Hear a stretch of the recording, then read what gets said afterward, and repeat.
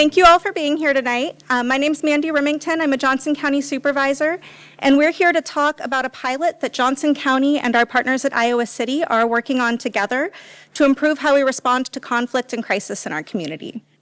We know that our communities experience a lot of different kinds of situations, and no single response model works for all of them.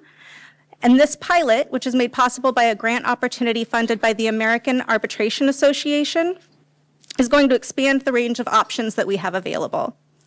Field mediators are trained to stabilize situations, reduce tension, and connect people to appropriate resources. The goals of this pilot are to improve outcomes during conflicts, prevent unnecessary escalations, and strengthen coordination among community and county and city services. Tonight, we aim to help you understand how the pilot's going to work in our community, when field mediation might be used, and how it fits into our broader public health and safety systems. To start that off, I'm going to introduce Sarah Nelson, the CEO of Community Crisis Services.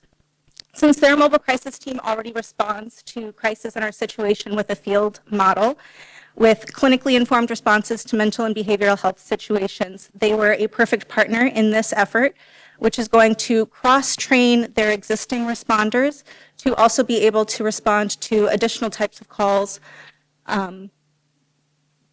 besides the ones that they currently do. They're just adding to their skills. So I'm going to talk about what you do now and how this will fit in. Thank you, Sarah.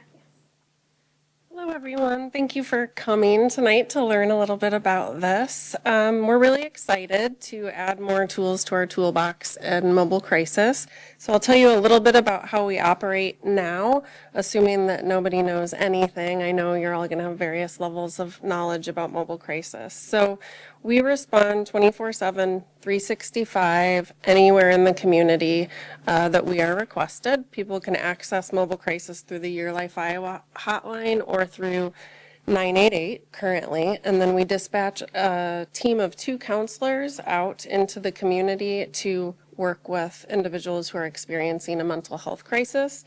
We do not define crisis. I said this morning, and I'm not teasing, that somebody could be over the top about their bad hair day and we would go out because it's obviously indicative of some, distress. And so there's something else going on. So it's a very low barrier service. I'm really passionate about mobile crisis because it is such a low barrier service. It is completely free to anybody that accesses it, regardless of whether they have Medicaid or private pay insurance.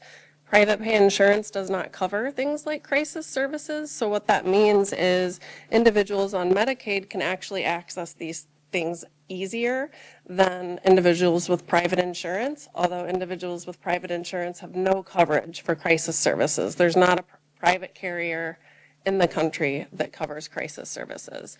So we like to make sure that the community is aware that this service is available to anyone and everyone. Nobody is immune from crisis. Nobody is immune from needing emotional support for themselves, for their partner, for someone they love, for their children.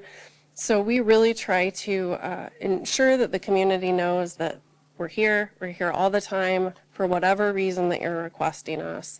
And then we provide follow-up, so we'll call within the first 24 hours, and we'll provide follow-up as needed and as requested to make sure that there's connection with resources.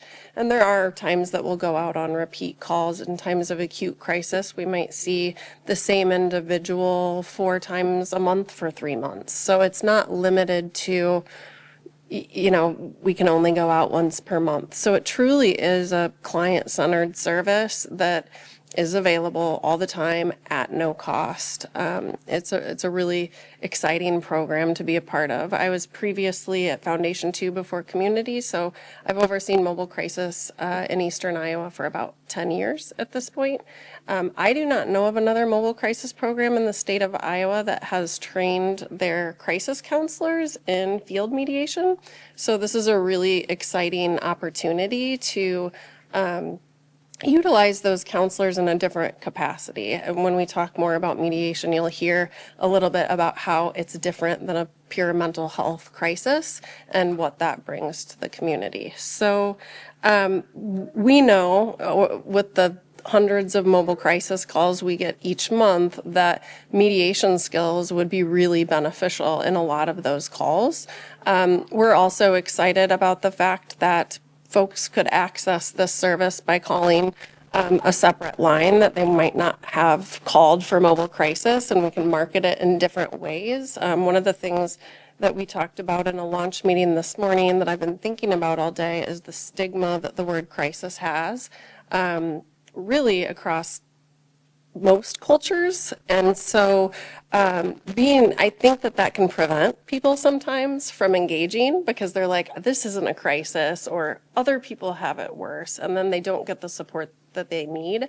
So this is going to also allow us to message that we're here for all sorts of things, and maybe people will feel more comfortable asking for our assistance and less stigmatized for mediation than crisis response. So I think there's a lot of opportunity to do some cool things to expand utilization and really get people the resources they need. I can't think of a time more important than right now to be doing something like this. We know our community is going to have increasing needs, and being able to meet those needs collectively and through partnership is more important than it ever has been. Am I turning it over to you?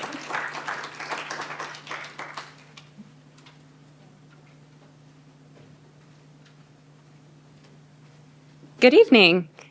Can you hear me? Okay, my voice doesn't carry very well, so just wave me down if I'm not being loud enough. But thank you all so much for being here, and thank you for having us here in Iowa City. I know that you have responsibilities and families and jobs, and maybe you just want to be inside your warm homes tonight, but thank you for coming and engaging in this community engagement event. So my name is Maddie Tyner. My pronouns are she, her. I live in northern Colorado in Fort Collins, and I'm a project manager at Dignity Best Practices. I don't really feel like it's super beneficial or interesting to rattle off a resume, but something important to know about me is that I care very deeply about getting the right people in the room, and the right people in the room are a very diverse set of people. That involves systems, communities, neighbors. If you live in Iowa City or Johnson County, that you're qualified for that. So thank you for coming out, and I'm excited to hear what you all have to say tonight. Hello, everybody. I'm Dan Cornfield. I'm the executive director at Dignity Best Practices, which is not that large of an organization, so that's not super impressive, but we are excited about the impact we're having as an organization, and we work with cities and counties around the country on trying to help build and improve response systems that are at the intersections of public safety and public health, and that provide the best fit response to people experiencing crisis or conflict. I've actually been a police officer in DC, and so when I am passionate about alternatives to police response, that comes from a perspective that has seen the police version of having to go to some of the calls that people are calling us for, and realizing that having a badge and a gun is not only unnecessary but counterproductive to a lot of those calls. While at the same time, there's very much a legitimate place for, I believe, police response, although there's space within Dignity Best Practices for abolitionists and law enforcement cheerleaders and everything in between, because there's a lot of practical steps we can take in the next few years where those paths don't yet have to diverge, where there's just kind of win-win for everybody. And I think some of those paths include saying, how can we get somebody who's having one of the worst days of their life to have somebody respond to them in a way that doesn't make them afraid, that feels genuinely helpful, and that isn't in a rush. And those are some very simple things that I think pretty much people across the political spectrum can agree on. And it's not always the case that police departments are equipped to be able to do that. Most police departments these days are actually understaffed. And so that puts a lot of strain on the officers. And so it's actually like a fitting combination if we think some calls could have a better response for the public if they're unarmed, and the police have more calls than people, then that's something that we can see a good kind of win-win situation there with. I'm getting kind of off script, I think, so Maddie, I'm going to turn it back over to you. It's not off script. It's just a little preview of who we are. So again, we are a very small but a mighty organization. We are a nonprofit consulting firm, and we essentially work in the space where public health and public safety intersect. So areas like behavioral health, mental health, 911 and 988 integration, field mediation, of course, and also mobile crisis response. In that role, we see ourselves as being able to support launching these programs, expanding these programs, improving them. We can offer services like project management, evaluations. We launch learning communities and really get people in the room and talking. And then we also, working groups is also very much our bread and butter. The only other thing I'd add to what Dan said about our org is that cross-agency collaboration is huge to us. Again, that's why I was so drawn to this organization. We really like being conveners and getting people together and having these conversations. So. All right, and I'll pass to Dan for field mediation. Okay. So, I guess, how many of you know what mediation is? Let's just start with that. Raise a hand if you feel pretty comfortable saying you know what that is. Cool, most of you. So mediators are not, they're not arbitrators, which means they're not making a decision about who's right and who's wrong in a conflict. They are facilitators between two parties in conflict to help them have a productive, useful, and safe conversation. And so a lot of communities have community mediation centers, and it can be kind of a hidden gem. So I recommend finding out who you might have locally. And I'm aware of at least 2 community mediation centers in a 2-hour radius here. One is represented by MSEI, if you want to raise your hand. Annie, is that right? Annie, yes. And the other is in West Des Moines. And they can be terrific resources. And community mediation centers, so double clicking on mediation, they're not focused just on court-involved disputes. They're trying to also get there before a situation becomes court-involved. So they'll help family members, they'll help neighbors work through conflicts. They'll often help landlords and tenants work through conflicts, things like that. And it's a low-cost or no-cost service that's really public-oriented. So then field mediation is something that is new to the world. It was basically, at least the way that we're describing it, in a formal sense, taking formal public calls, 911 calls. It was pioneered in Dayton, Ohio.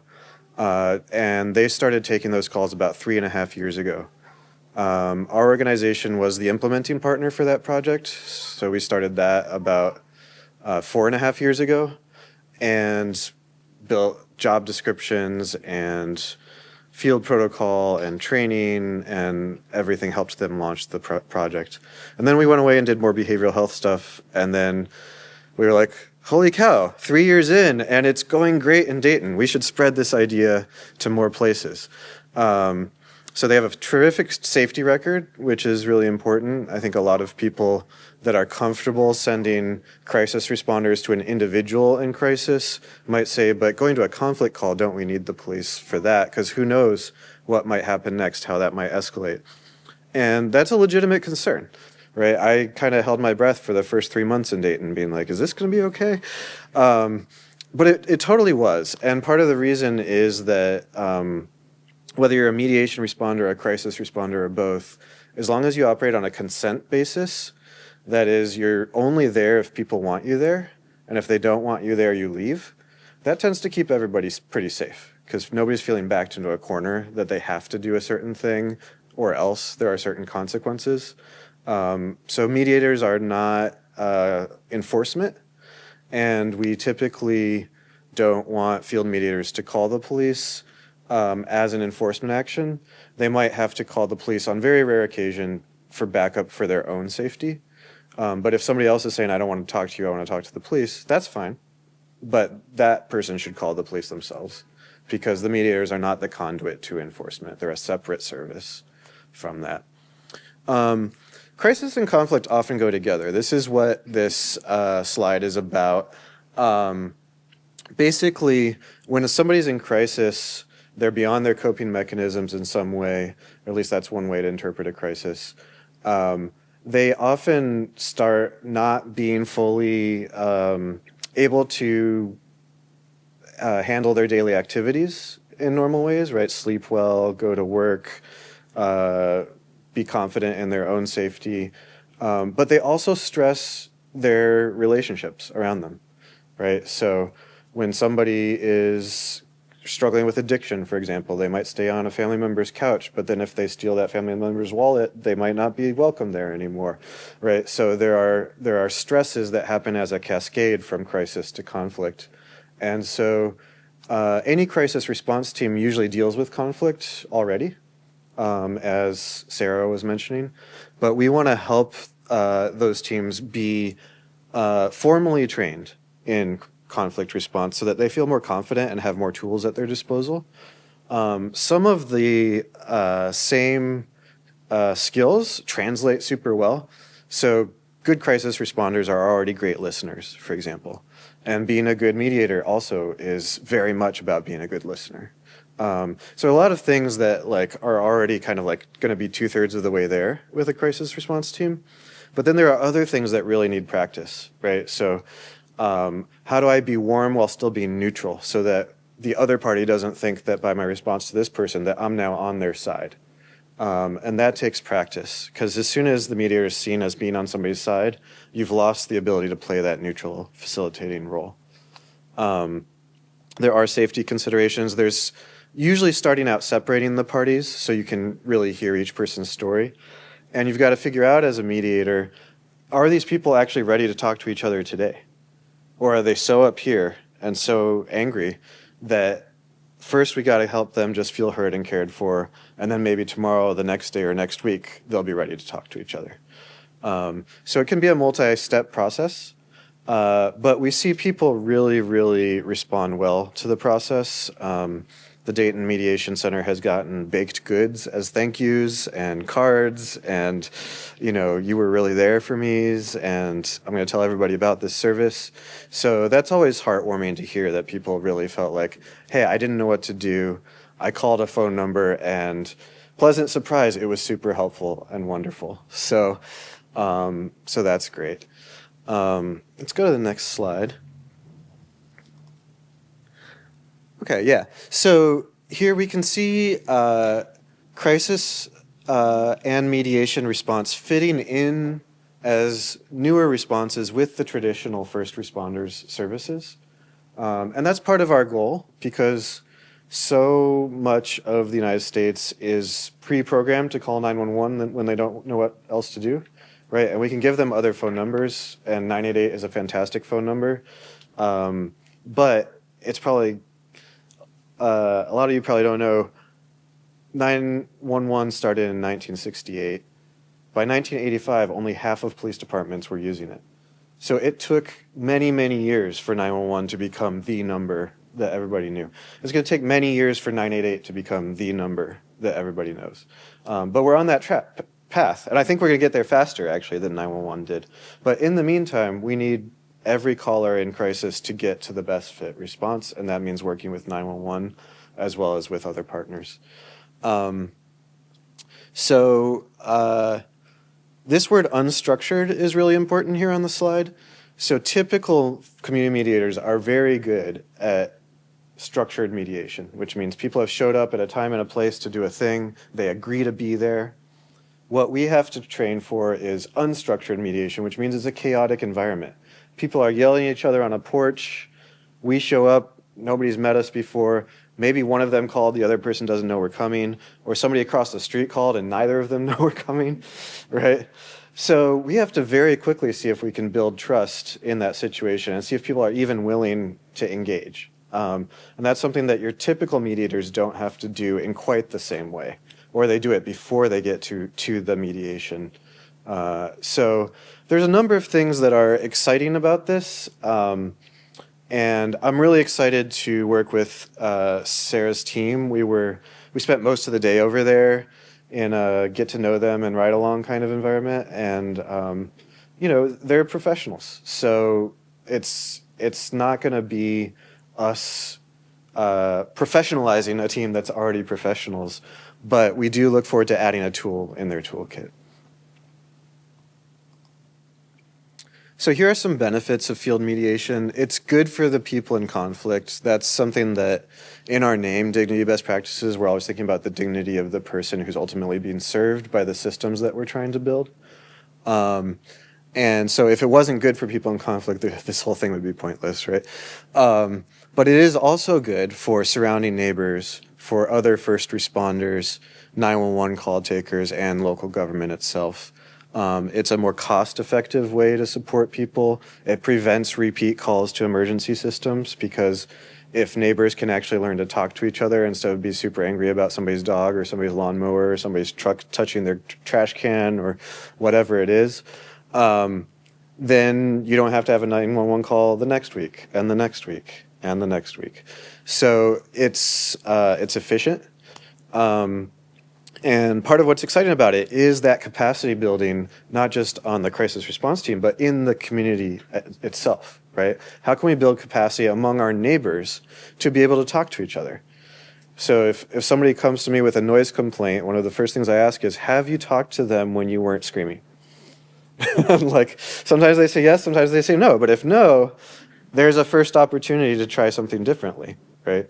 And so we also encourage mediators not to carry messages back and forth between folks, because as soon as you're doing that, you're building a dependency on the government response instead of building the capacity locally for people to be able to resolve their problems together. So we're just trying to be a catalyst. We're not trying to be the ongoing fix-it people. We're just trying to nudge things in a different direction towards other possibilities. Here on the left, you can see some typical practices that are involved in crisis response. On the right, you can see some principles of field mediation, and they build, as I had mentioned, on a lot of the same principles. And the next slide. Great. I might need to stand right here so I can get that. Yeah, and before I turn it over to you, Maddie, I'll just say, once we're done with our set remarks, we're going to open it up for discussion. So in case you're hoping to ask questions, definitely get ready to raise your hand, because we will look forward to the interaction more than to our set remarks.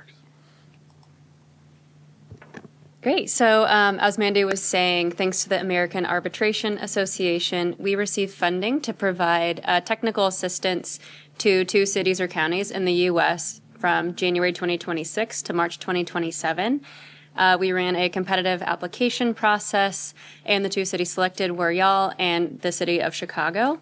And I just really want to give props to you guys for putting together an amazing application. I could tell that this was not done by one person. A lot of different people from a lot of different agencies were contacted about this. You could tell that a lot of thought went in to make sure that this was not just something that one entity wanted. I can tell that this is a reflection of the greater community, so props to y'all, and we're really excited to be working here. But during this partnership, a few things that we really hope to do are offer our services to, one, get the community team ready and prepared to practice field mediation. The primary way that we'll be doing that is through working groups, training, and we'll be discussing things like field protocol. What happens whenever you arrive at a scene? What happens if there needs to be some communication with fire that's already here, EMS is already here, ICPD is already here? How does this collaboration work when we're all at a scene? What happens whenever we leave? Do we want to do a referral tomorrow? So we really want to help you guys craft what this field protocol is going to look like. And we'll also co-create training together. This is something that we want to do with a local mediation center.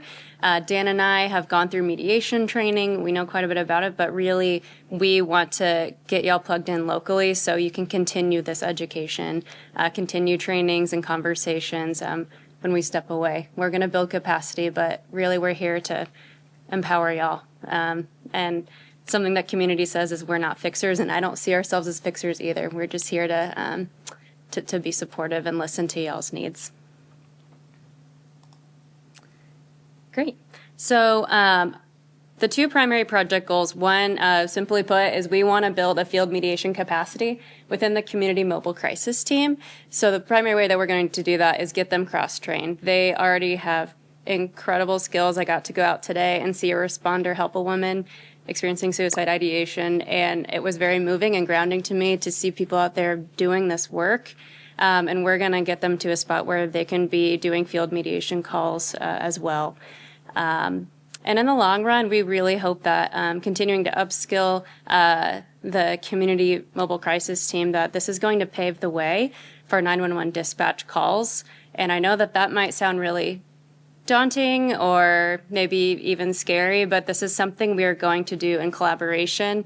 This is a conversation, and we want folks, all who are involved, to feel safe and heard. So a few ways that we're going to be reaching these goals. There's going to be a lot of project activities. We'll talk about KPIs, measuring success. I won't get into all those details, but I just want to focus on a few project activities that I think are the most important and interesting. The first is the working group. So a few key members of this working group is going to be the city, the county, law enforcement, the JEC, 911 dispatch, community partners, and our organization, DBP. And this group will be meeting primarily virtually. We'll be coming to town again, but primarily virtually on a bi-weekly basis to talk about this project and co-create this together. So again, we'll be chatting about what training looks like, what field protocol is going to look like, KPIs, ensuring that this is a success, and really ensure we're on the same page and sharing similar goals. The second primary activity is the training piece. So like I said, we'll be looping in a local mediation center to co-create this along with the working group. We'll have community responders partake in community mediation training. So really the basis and the heart of it, the conflict coaching, the neutrality piece, active listening, the empathy. And then we will supplement that with field mediation training. So again, what actually happens from the moment that you get the call to the time that you are leaving the scene. Something that's important with training, again, is just practicing it and getting comfortable with it and getting comfortable with conflict. So we are big on scenario-based practices. So we will pretend that we are two people in conflict, and we'll have responders pretend this is real. And we will make sure that it's the right level of maybe right of heat, maybe. So we really like to practice, get people comfortable with what they're really going to be experiencing in the field. And also really honing in on the safety piece, the situational awareness piece, cues to look for when it's time to step out. And in the rare case, call ICPD or the Sheriff's Office for help. And then again, we'll support with continuous improvement cycles. So we will work with y'all at community to look at cases, see how calls went, debrief, and really make sure that folks are continuing to learn together and show positive feedback to each other. And lastly, a primary project activity is community engagement. Like I said, we want to hear from y'all. This has to work for all involved, and we will be seeking feedback. So be on the lookout for activities, other community engagement events. I personally have an open door policy, so give me a shout anytime if you want to do a virtual coffee chat. I'm also around the next couple of days, and maybe we could find a time to chat then too. But otherwise, we have a sign-in sheet in the back, so please write down your name and your email, and we would love to stay in touch. And on the note of community engagement and hearing y'all's feedback, I'll open it up to discussion. But if you want to take a picture of this, I'll be the primary contact for us. You can contact Mandy at the county, Captain Brotherton at the police department, or Sarah with community if you have any other questions. Want to keep updated. Yeah, I see a question in the back. Yeah. What do you need from community partners that aren't already plugged in to help make this happen? Hi, I'm Nora. I'm an Episcopal priest just down the street. Mm-hmm. I'm an Episcopal priest just down the street. You call mobile crisis, right? So what do you need from people like us to help make this happen? And then I'm wondering what you can talk to about intercultural development. as far as meeting people of different cultures and different needs and how that's integrated into this, because we're not a monolith here. Thanks. Yeah, in terms of what we need from you all, I would say actually Sarah would be a great person to ask that question because it's like her team who's going to be offering the service. And so I don't know to what extent she's got great relationships with, say, domestic violence folks, but less good relationships with shelters or something like that. But getting to know all the organizations that have members of the public that might be in conflict with each other at a place that needs some outside support or would benefit from some outside support, it'd be great for those places to build relationships with Sarah and her team. It would also be great to give us examples of scenarios that we can use in our training. So if you're like, we saw this conflict and then it took this left turn and this happened and it got better or it got worse, all of that can be useful to be like, this is based on a true story as opposed to we just made it up. On your second question was, sorry, I lost track of it. Intercultural, right.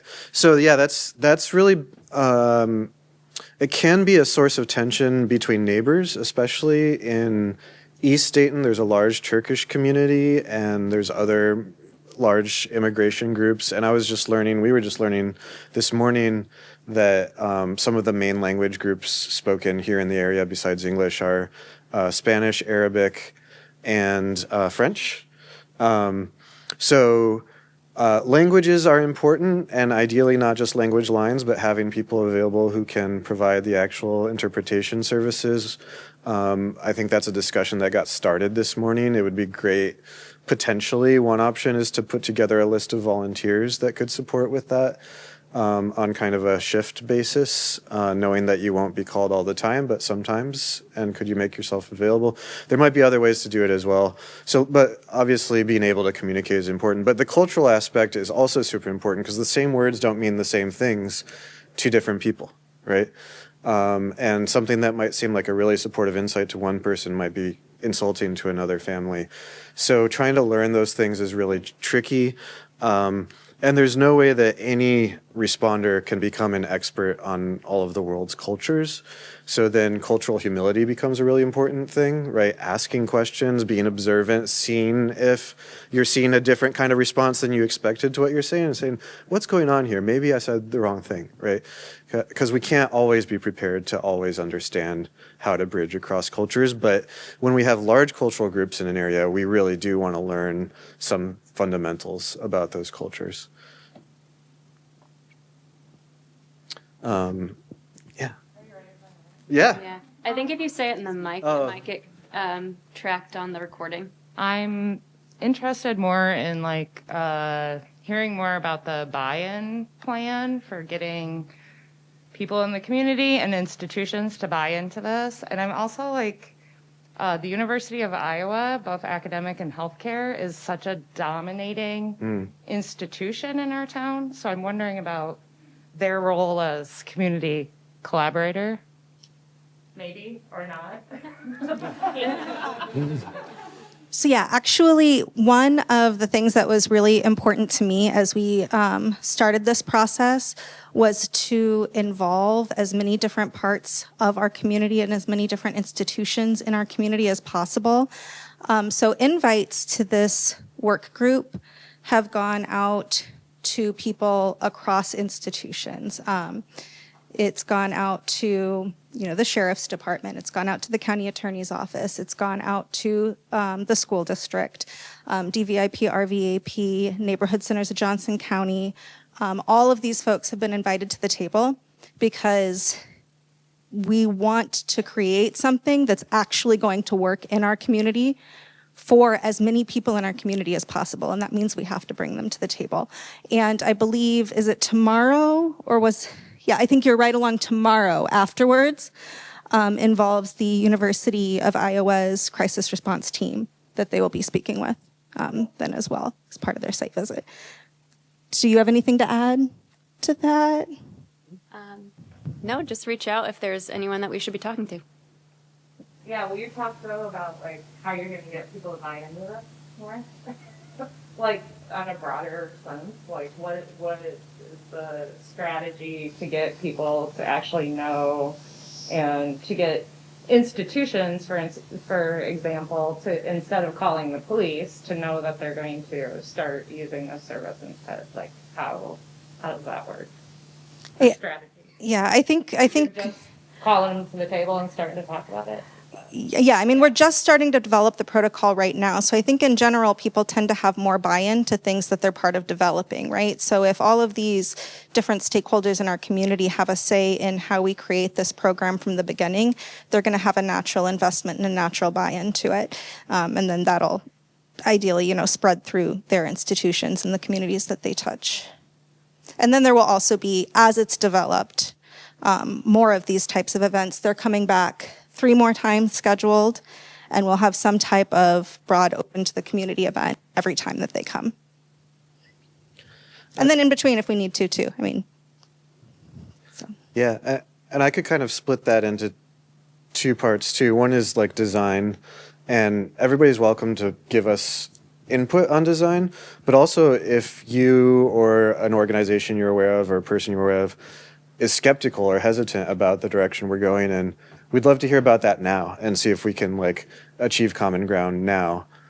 Because otherwise there's a lot of decisions that will have been made, a lot of effort that will have been put in, and then we hear about the concerns, and then it's harder to switch or to make adjustments. So like the sooner the better, and if you're a skeptic or you're opposed to this, cool, let's talk. Let's talk about it as soon as possible, really. And then there's, okay, the capability has been built, we're ready to launch, how do we let people know that this exists? And getting out the word, I mean, it's all the ways that you would typically need to get the word out about anything. And I'm excited that that'll be a new push for people to be aware of community crisis services also, right? Because a lot of people might not know, oh, I had a death in the family, but I don't feel comfortable talking to my family member because they grieve so differently than I do. Can I talk to somebody? And like Sarah and her team would be great people to talk to, or 988. So it's not just about getting the word out about mediation services, but it's that too, right? This is a new thing. If you and your neighbor are constantly annoying each other, or roommates, or this unhoused person keeps walking into this store and sitting down on the floor, what does the shop owner do? If we want to take a route that's not enforcement-based for that might be more durable as well, this will be a great service. So we'll want to ideally try it out a little bit more softly at first, work out some of the kinks, and then really shout about it, right? Whether it's like bus ads or radio interviews or whatever it is, get the news out there that this is a great service that's available to the public.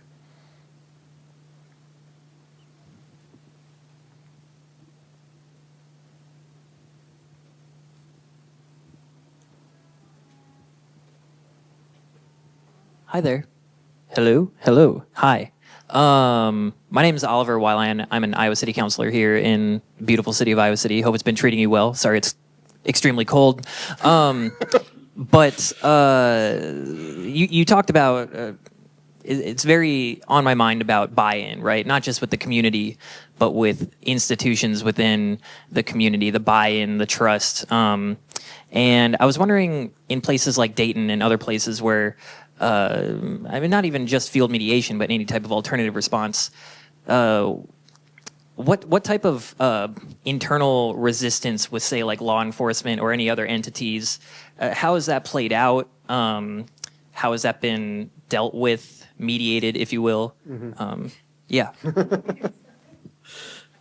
Yeah. So typically we only even get started in a community where we have a law enforcement partner who says they're willing to work on the kind of project we want to work on. Because otherwise it's just such an uphill battle. And so Iowa City Police Department wrote a letter of support to the application process for the city.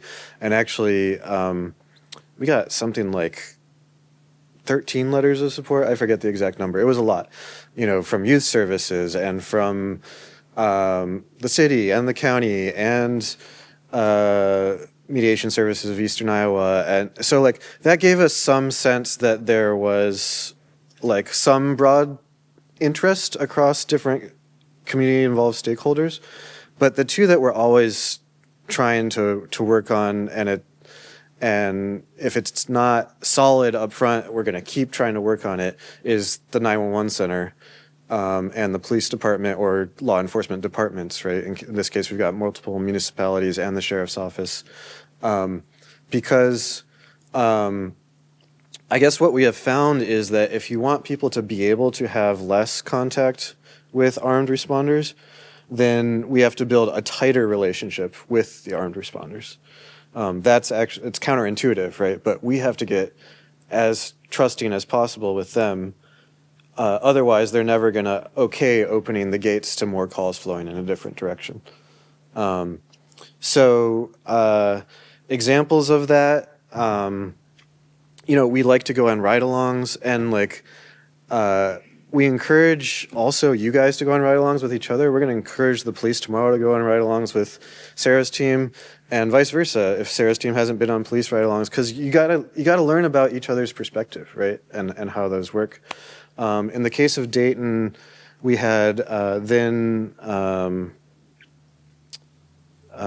think he started out as lieutenant, captain, I forget. I think of him as Major Melson. Major Melson was our police department representative on our working group. And he, about 3 months in, said, I'm going to be honest, I just came here to nod and smile because I was voluntold to do so. And, but having seen the seriousness with which you guys are building the protocol and considering the scenarios and all the concerns and how much attention and effort you're putting into what you're building, I'm a convert. I believe in this now. So I'm going to tell my people back at the police department that this is good for us.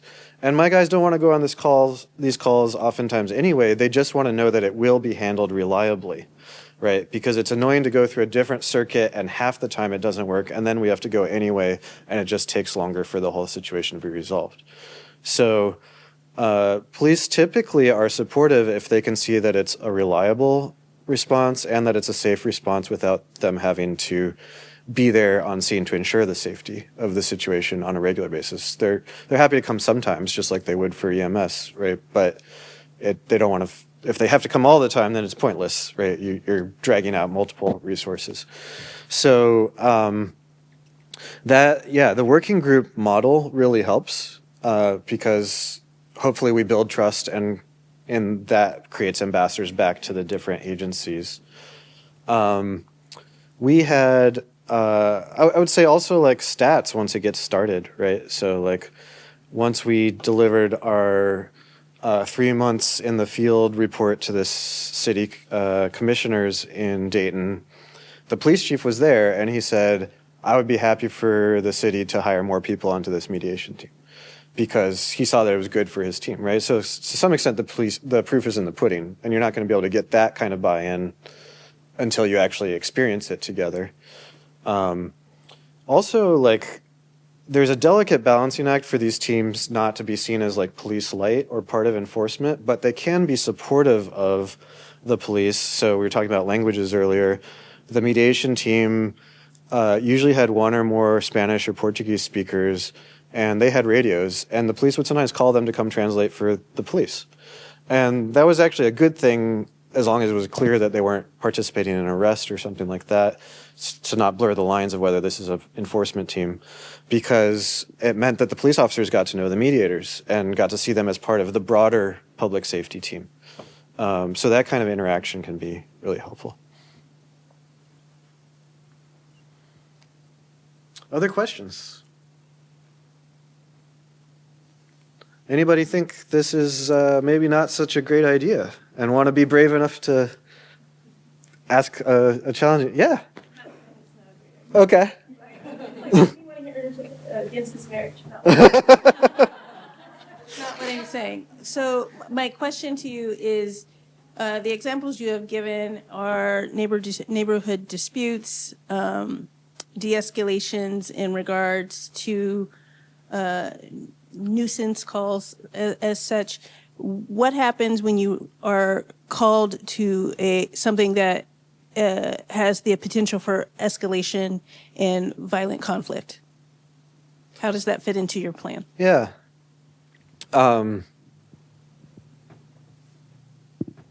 Well, every conflict has the potential for escalation to violent conflict, right? But if we will not send mediators to an assault that has happened or an assault in progress, right? So if there is actual violence, that's a police matter. Threats are tricky because the difference between I'm going to kill her and meaning that versus I'm just blowing off steam, I'm so mad, is really contextual, and we have to like ideally get at some of that before we show up on scene. If we're in doubt, we'll have the team call and talk on the phone for a bit and see what's going on there. We don't send the team to scenes where weapons are involved, which doesn't mean there's no weapon in the house. Lots of people have weapons in the house. But if somebody has mentioned the weapon, or you can see that it's within reach, or it's being used in a menacing way, then it's time for it not to be a mediation anymore, unless they're willing to step away from that. So we might say like, hey, I see there's a shotgun behind your door. That just makes me a little bit uncomfortable. Could we step out on the porch together? And if they say yeah, then there's no more shotgun involved, right?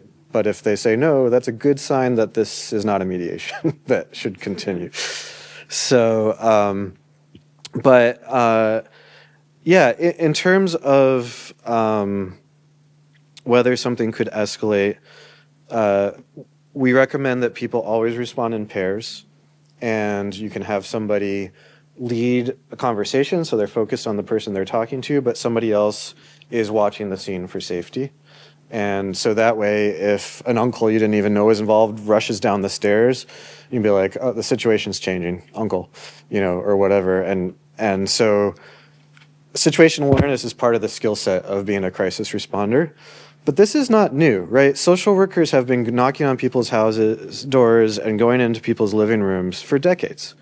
They have a fantastic safety record as long as people know that they're there to help genuinely and that they're not there to take their freedom away, right? Which these teams are not. Sometimes that needs to happen, but it just needs to be really clearly separate from what these teams are doing. Yeah. In those situations where freedoms, like, yeah, I was gonna say I don't need this. So in those situations, and like, can you give an example of, like, in my head, I immediately go to like, what if someone has an illicit drug there, but like, if I was the mediator and it wasn't a part of the problem, I'm going to be honest, not my business. Right. But let's say, you get to the parties are separated or whatever, and one of the parties said, yeah, he decked me in the face, or I don't know, like something. But what is the protocol, or how has that looked like in the past with Dayton? Yeah. So some of this we will have to build a protocol, as Maddie was saying, and that will be some local decisions that will be made about what the team is allowed to overlook versus must act or report on.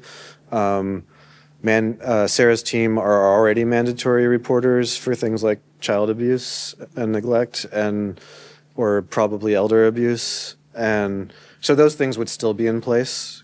But generally speaking,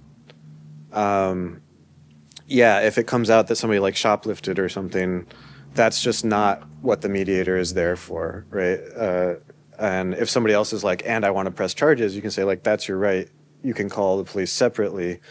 But separately from that, we're here to say, is there a relational issue that we can help you resolve? And I like the way you verbalize that, like distinction too. I think that's really important.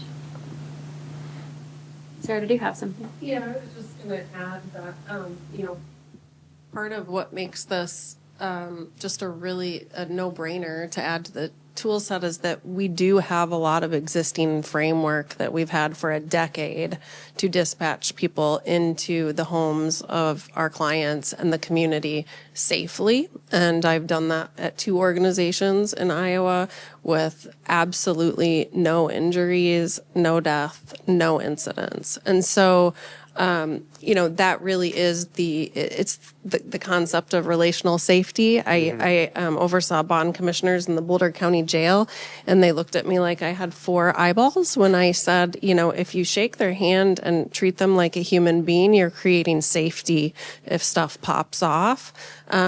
Over, a number of years working with them, they started to see what I was talking about, but they had always seen it through that safety lens and not that relational lens. And so I think that there's a track record there that we can look to, that we know we're going into the community, into people's homes that might be seen as violent in other situations, might have assaults on their record, but that doesn't mean that it's not safe for us to go out.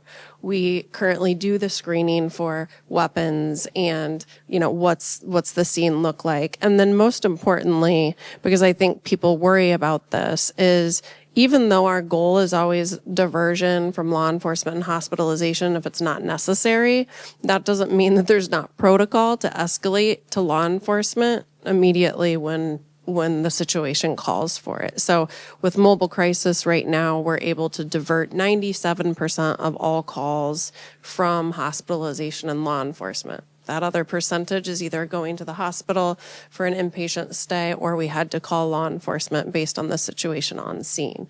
That's part of the beauty of this, is that we already have a lot of that training, that dispatch infrastructure, protocols that we've used that we can build off of. And so I think that's important to know, just because this isn't completely reinventing something new and scary in the community that we're not already doing. It's bringing a different tool to the community and letting people know that this is available for a wider range of circumstances than maybe they would have thought for a mobile crisis call. Yeah. Another thing about safety is, people don't usually stay maximally escalated for more than 5 minutes. And so if the calls come in, this team's going to get there in 15 minutes. By the time they get there, it's usually not at its peak. If it is, and they see that it's more than they can handle, they can call for backup if it looks like somebody's getting hurt, right? But so you get there, it's usually past its absolute peak, but people might still be shouting. And this sounds obvious, they're shouting because they want to be heard, right? So if you say, "I want to hear you," they usually say, "Really?" Because I want to tell you all about it and how unreasonable this person is being. And that stops the direct confrontation, right? Because somebody wants to listen and they wanted to be heard. And so that was actually one of my concerns with this kind of programming is, are people going to say, "Go away, I called 911 because I want the police, because I want somebody to force them to change what they're doing, not to talk about my feelings"? Turns out, no, people love to talk about their feelings. People really want to talk about their feelings, even people who are big, tough, angry people. So people want to be heard, and that can really divert the energy of the situation.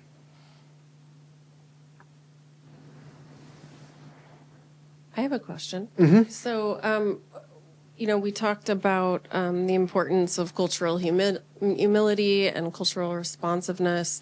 I'm also interested what the experience has been in Dayton with training for response if they're working with somebody that has autism.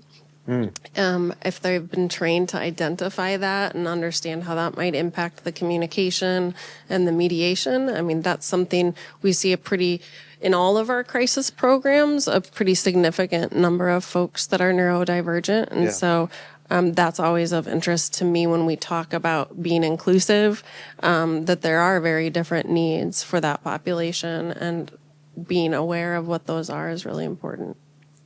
Yeah. When we helped start the Dayton program, it was a little bit different than this because it wasn't an existing team that we were just cross-training. It was a team we were building from scratch, right? So we had to make sure they had all the trainings, the trauma-informed care and the cultural competency and CPR and and most of those things are probably things that Sarah's team already has. But sometimes there are gaps in that, and we can talk through just what we would hope any field team would have as trainings and see if there are any gaps. Intellectual and developmental disabilities are a really important thing to train response teams on. So, and there's probably a local partner who's quite competent at offering some training in that. So we would just want to try to like make those connections. But absolutely. You know, a lot of times families will also make their kid known to the local police department as an autistic kid because they want to head off any misunderstandings, right? Like if the kid is going to start yelling in a public space in a way that's really agitated. And by the way, I hate the way the word agitated is used as if it were the same as violent, because it's so it's not, right? It can be, but then let's talk about more specific words, right? But agitated often is just a coping mechanism of some sort. So it can be really helpful for any family with an autistic person that is at a certain level of unpredictable or predictably socially unusual behavior to get to know the response community and have them know them as well. Like that can be helpful. And then they're like, oh, that's Jared, you know, hey, Jared, you know, as opposed to like, what is that guy doing? And do I need to call for backup kind of thing, you know? So, but we are not specialists in IDD. We do think it's super important and want to make sure that teams are connected to those specialists.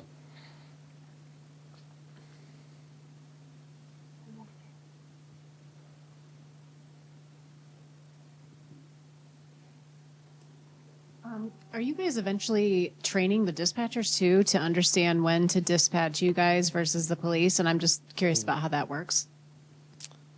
Possibly. There's some of this that we're not quite sure how quickly it'll evolve. We have 15 months of support for the city and county. So if they're ready within that 15-month window, we could be willing to do that. We're also hoping to do a bit of a train the trainer process with Sarah's team because, you know, they have 9 or 10 full-time responders, but then they also have another 10 or so volunteers. And then people will leave and people will come. So we don't want to have to always come back out or else the people don't get trained. So we want to build the capacity in the community response team to do field mediation training. And so if we don't get to the dispatch folks because readiness isn't quite there yet, then Sarah will be able to cross-train them a little bit later. Sarah has also... Clarifying point, we have 10 additional on-call counselors who are not volunteers. Paid staff. Okay. The same criteria, but they're not on scheduled shifts. Cool. So for the recording, that was, they also have 10 additional on-call paid staff. And then also, I want to say, obviously, you know, we're not through any formal budgets anywhere in city or county yet. But I know that one thing that Sarah's talked about for a while is that ultimately she would ideally like to have a crisis counselor embedded in the JAC. Those are conversations that have happened with Tom, who is the director out there. And there have also been conversations on the city side about potential ways that they could possibly fund that position. So no guarantees from the city that they will fund it at this point, but it's conversations that have happened. So I think that would be the ideal model, but obviously all of these things are going to be developed through that 15-month process. I'll also just mention that a thing that worked really well in Dayton and has worked really well in Houston and some other places, but it takes more trust building, is self-dispatch. So allowing the unarmed responders to have the mobile data terminal in their vehicles that show the 911 calls coming in and to read the notes and say, that's a good one for us. And especially if it's marked as a low priority call, which means that an officer might not get there for an hour or more, then you can potentially call back and say, hey, an officer will be coming out in an hour plus, unless you'd like the mediation team to come. We could be there in 20 minutes. What do you think? And, you know, then it's up to them. But that can increase the call volume that a team can get substantially, because 911 call takers are naturally conservative about sending calls outside the system. So putting it a little bit more in the responder's hands to say we're comfortable, that's a good fit for us to take that call, can be helpful. but it requires the whole system to have enough trust to say, these are members of our first response network, right? They have radios and they are at some level equals. And some places move faster and some places move slower in getting to that kind of orientation. Sorry, one more here. So in Dayton or in any other places, do you one thing that I am curious about, especially if we have something like a crisis counselor in the JIC, which would be amazing, is the ability to go to calls that have a criminal element, not necessarily a violent one. I think personally, a couple years ago, someone stole my bike. I didn't want to call the police because I don't think that's worth going through the criminal justice system. I ended up just finding it and stealing it back. But like, and I don't know, there's definitely probably a lot of law in separating state by state, but the ability for dispatch, even if it's something with a criminal element to it, but it is not a threatening criminal element like shoplifting, loitering, things like that, that's something I'm very interested in getting alternative response out to as well. But I don't know, that's just something I've always thought about. Yeah. It's a great point. You can jointly respond, have more than, and police and EMS will often jointly respond to a scene, right? Because there might be a medical concern and there might be a criminal concern, and they might both need to be there. So police or EMS could also say this could be a mediation situation because of the primary thing going on, or even just surrounding that event, right? So maybe somebody overdosed, they don't need a mediation, they need an ambulance, but the family around them is going at each other's throats about who didn't take care of the situation before it got to this point, for example. They need a mediation, right? So there can be adjacencies that can use this service. And absolutely, in terms of criminal elements, this also applies to mental health crises, right? So trespassing is a great example. Trespassing is technically a crime. And sometimes it is a serious crime, right? Somebody is about to deface somebody's property or break into their house or something like that. But oftentimes it's just somebody who's disoriented, confused, cold, And so if the person whose property it is willing to consider not pressing charges and seeing some other path be taken, or if it's like a CVS and somebody's stealing gum again and you're like, this kid comes in here and takes gum every day. I don't want to call the police. Can somebody help this pattern change, right? Yeah, that can be a great call for a mediation response. But in that case, it's either along with police or the person has to be willing to say, I don't want to press charges, I want something else. Yeah, I was going to say, if I remember correctly, and tell me if you remember this as well, I think that when we went to Allegheny County, Sarah and I went to Allegheny County as part of the cohort that ultimately led us to finding out about this opportunity to learn about their mobile crisis response, which responds to a lot of different types of calls in addition to mental health calls. And I think that was how their shoplifting calls worked, was that if the call came into 911 and the caller didn't want to press charges, but wanted a conversation or something handled, then it would go to field mediation. And if they wanted to press charges, then it would go to the police. Was that right? Yeah. It was part of their flow chart. Anything else? Well, thank you so much for your time. And Mandy, maybe you have a part of the agenda left. I've been hogging the mic, so I'm just going to turn over to Maddie for a second to say anything that's on her mind before we close out. No, like I said, I want to stay in touch with y'all, so please add your name and email to the sign-in sheet, and we can also keep you updated on more community engagement events. And if you want to have like a virtual coffee chat or anything like that, just let me know. Always happy to connect. And thanks again for having us in Iowa City. It's been great.